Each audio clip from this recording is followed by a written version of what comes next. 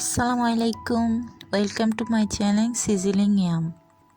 আজকে আমি শেয়ার করব কিভাবে লিকুইড ক্রিম দিয়ে হুইপিং ক্রিম বানানো হয়, ওই রেসিপিটা শেয়ার করব। আমার রেসিপিটা ভালো লাগলে অবশ্যই সাবস্ক্রাইব করবেন। চলুন দেখে নিই কীভাবে লিকুইড ক্রিমকে আমরা হুইপিং ক্রিম বানাবো। আমার এই রেসিপির মধ্যে কোনো জেলেটিন পাউডার দরকার হবে না। জেলেটিন পাউডার ছাড়াই আজকে আমি এই রেসিপিটা দেখাবো। গাইস, আপনারা দেখতেই পাচ্ছেন ক্রিমটা কতটা পারফেক্ট হয়েছে। প্রথমেই আমি একটা বল আর এই বিটার দুইটাকে ঠান্ডা করে নিব 2 ঘন্টার জন্য। আজকে আমি এই ভিভো হুইপিং ক্রিমটাই শেয়ার করব। এটা আমি দারাজ থেকে নিয়েছি, আর এই দারাজের ভিডিওটা আমি একদিন শেয়ার করব আপনাদের সাথে, কীভাবে দারাজ থেকে নিয়েছি।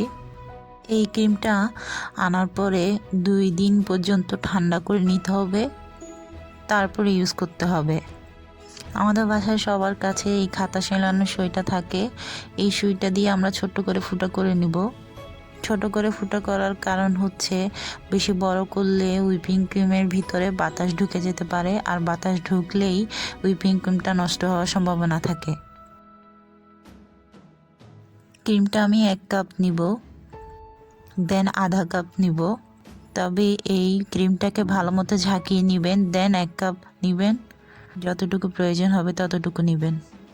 ঝাঁকানোর কারণ হচ্ছে ক্রিমগুলা নিচে বসে থাকে, তাই ভালো মতো ঝাঁকিয়ে নিলে ভালো হয়। আস্তে আস্তে ক্রিমটা নিব, তাড়াহুড়ার কোনো দরকার নাই।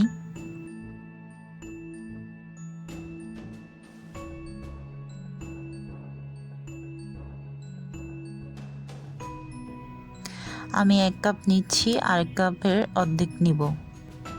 সাধারণত 1 পাউন্ড কেকের জন্য 1 কাপ নিলেই হবে।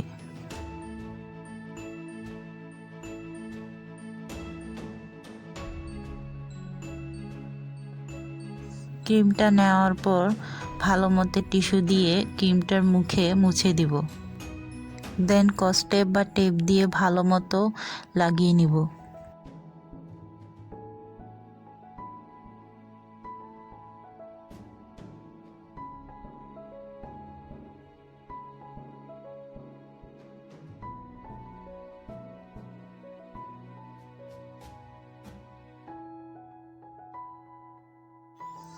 দেখুন, আমি ভালো মতো লাগিয়ে নিয়েছি ট্যাপ দিয়ে। তারপরে এটা নর্মাল ফ্রিজে রেখে দিব।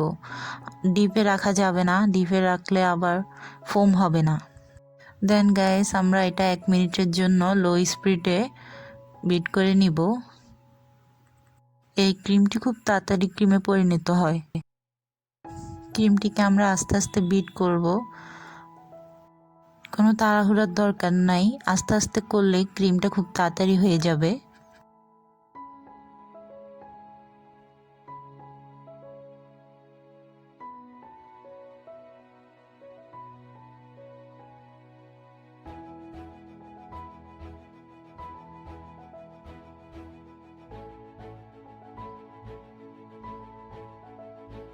এক মিনিট বিট করার পরে আমরা হাই স্পিডে লেভেল 5 পর্যন্ত আমরা দিয়ে রাখবো বিটের, তারপর বিট করতে থাকবো।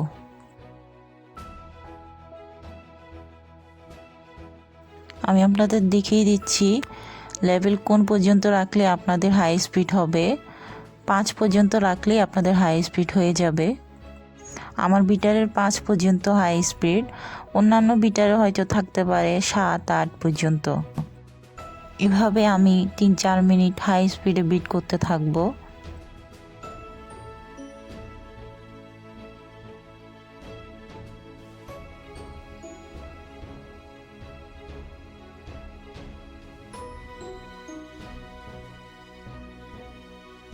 তিন চার মিনিট বিট করার পরে আমি এবার আইসিং সুগার দিয়ে নিব 3 চামচ। যারা একটু মিষ্টি বেশি খান তারা একটু চিনি আরও বাড়িয়ে নেবেন। আমি চিনি কম খাই, তাই একটু চিনির পরিমাণ কমিয়ে দিয়েছি। এই আইসিং সুগারটা আপনারা বাজারে পেয়ে যাবেন 40 টাকার দামে। আমাদের আশেপাশে যে কোনো বড় বড় দোকানের মধ্যে পাওয়া যায় এই আইসিং সুগারটা। আর দোকানে না পেলে দারাজ থেকে অর্ডার করতে পারেন।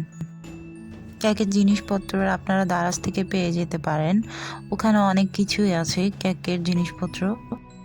আইসিং সুগারটা হাই স্পিডে আবার বিট করতে থাকবো 5 মিনিটের মতো। আমার এই রেসিপিটা আজকে জেলেটিন পাউডার ছাড়াই আপনাদের শেয়ার করতেছি। একটা স্প্যাচুলার সাহায্যে মাঝখানে এনে দিব, দেন ক্রিমগুলো আবার বিট করতে থাকবো।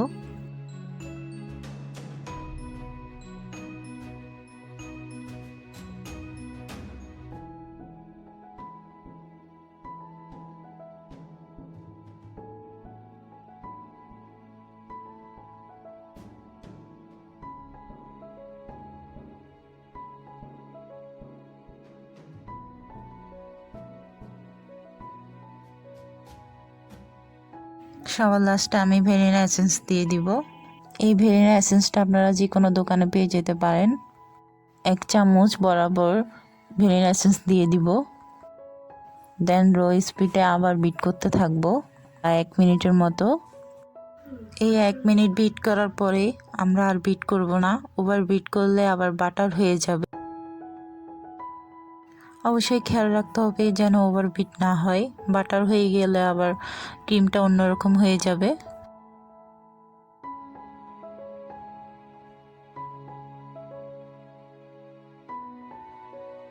আপনারা দেখতে পাচ্ছেন ক্রিমটা কতটা পারফেক্ট হয়েছে, দেখুন বল থেকে আর পড়ছে না। এই ক্রিমটা কেক ডেকোরেশন করার জন্য আধা ঘন্টা ফ্রিজে রাখলে হবে, অবশ্যই নরমাল ফ্রিজে রাখবেন, দেন কেক ডেকোরেশন করবেন। আমি একটা কেকের ভিডিও দিচ্ছি কিভাবে ওই কেকে আমি ডেকোরেশন করছি। এই ক্রিমটি তৈরি করার পর আপনারা ডিপ ফ্রিজে রেখে দিতে পারেন প্রায় 2 মাসের মতো। আমার ভিডিওটি সম্পূর্ণ দেখার জন্য থ্যাংক ইউ সো মাচ।